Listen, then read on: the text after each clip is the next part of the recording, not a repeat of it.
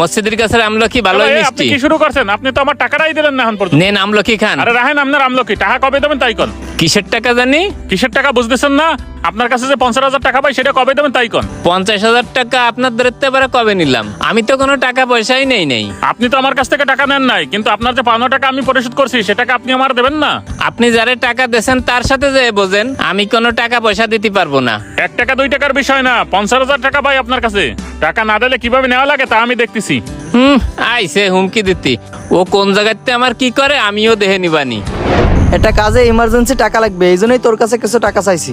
শোন, ভাই বেরাদারের ভিতরে টাকা পয়সার লেনদেন করলে কিন্তু অনেক সম্পর্ক নষ্ট হয়। এই জন্য আমি কোনো ভাই বেরাদারের টাকা ধার দিই না, আর কারো কাছে তো টাকা ধার নিও না। আরে ভাই ইমার্জেন্সি 1,000 টাকা লাগবে, টাকাটা দে, কয়দিন পরে দিয়ে দেবানি।